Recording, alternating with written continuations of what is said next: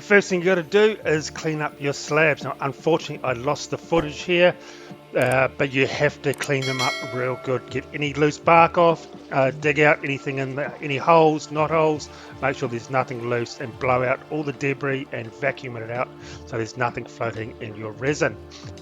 And then we just frame up a box to hold the slabs and all the resin.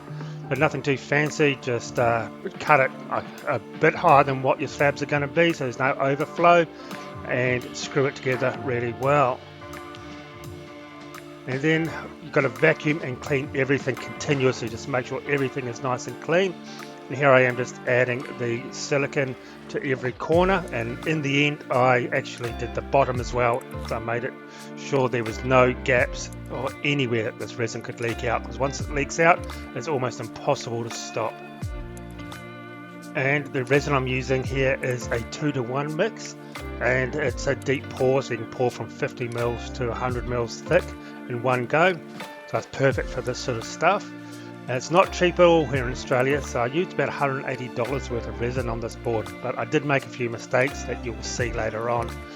So you just got to make sure you measure it up exactly right, and that's why I put the tape there, so I just stop on the tape. It's a lot easier to see a visual mark than trying to read the numbers, so that's something that really did help a lot.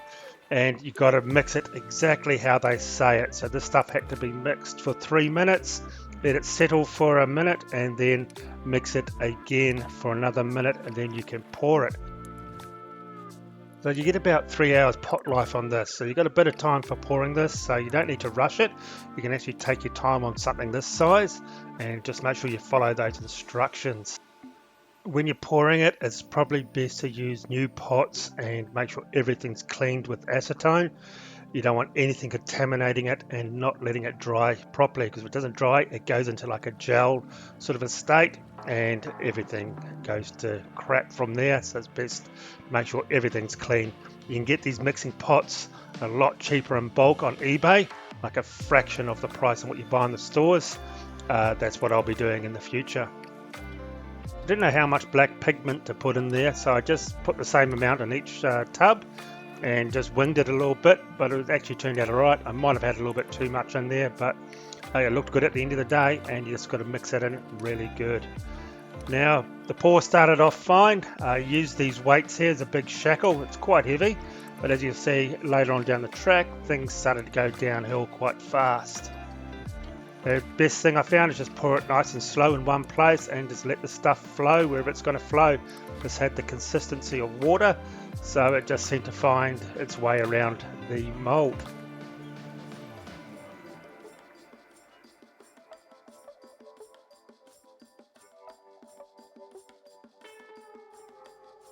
I should have flattened the slab before I put it in the mold. It had a slight twist to it, and the resin was just flowing underneath, and it just started floating the slab. The weight I had was not good enough on there, nowhere near enough weight.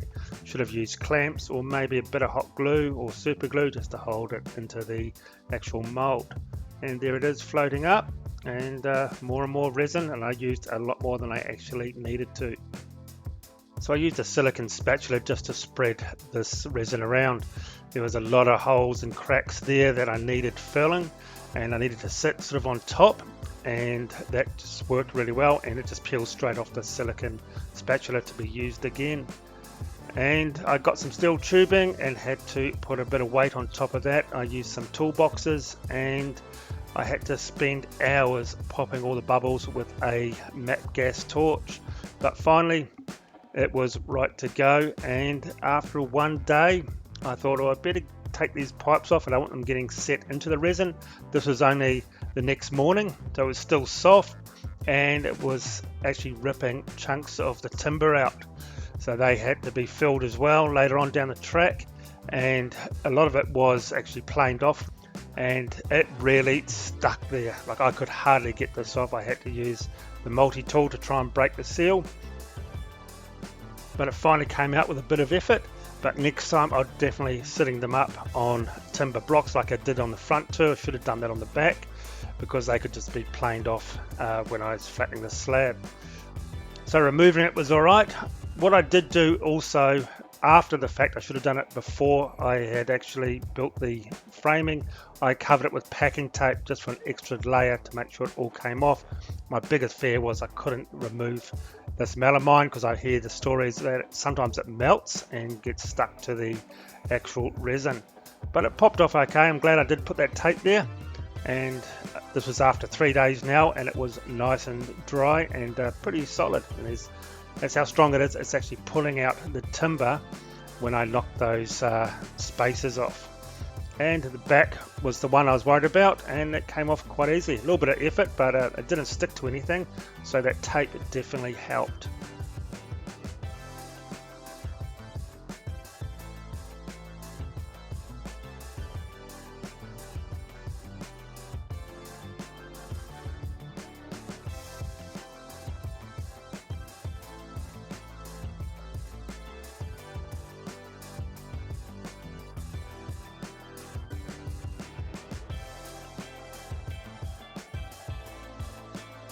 And there she is.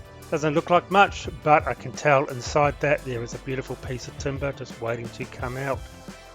So I quickly whipped up a flattening sled to plane this flat. I don't have a thicknesser yet, but pretty expensive in this country to buy, so I'm just saving up for one. So I made this rough and ready sled, only took about half an hour. And she did the job for now, but it wasn't perfect. I had to do a bit of sanding afterwards to get some of the ridges down.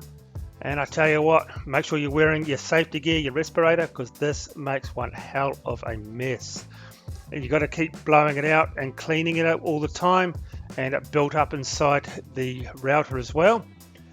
And it just took forever. I didn't think it would take this long, but you can only take very small passes because you don't want it to bind and grab and take a chunk out of it.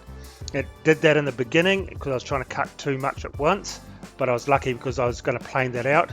The last thing you want to do is do it on your final passes because it'll just ruin the whole cutting board.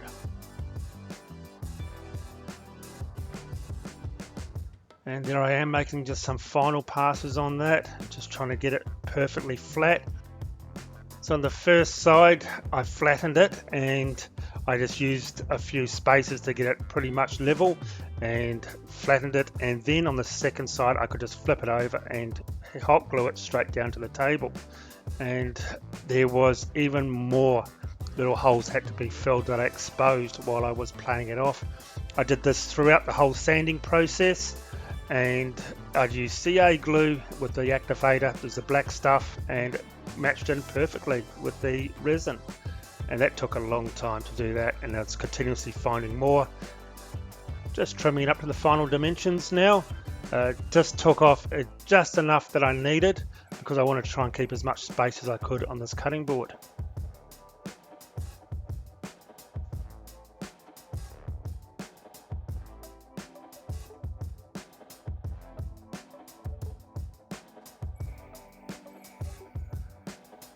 So I chamfered the underneath of the board, so I went as large as I could get, just so that gives me something to grab onto. It also makes it look like it's floating a bit more in mid-air, and especially after I put the rubber feet on it.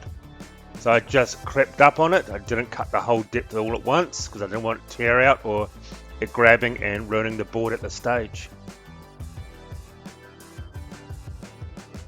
And on to every woodworker's favourite process, that is the sanding. So I started at 80 grit and worked my way up to 320.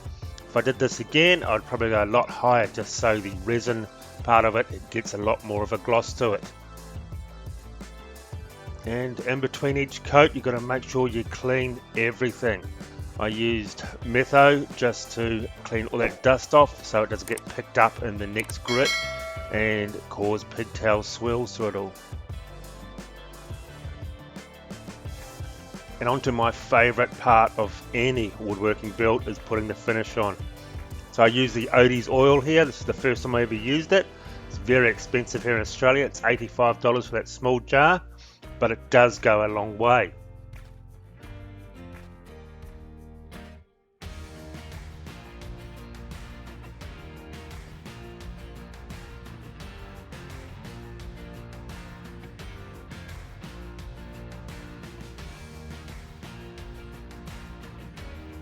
The camphor laurel actually sucked up the oil a lot more than I thought it would, so I used a bit more than you normally would, and the final product was absolutely beautiful.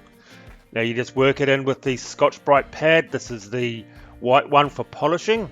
Don't use the other colours because they can scratch the resin and maybe damage the timber.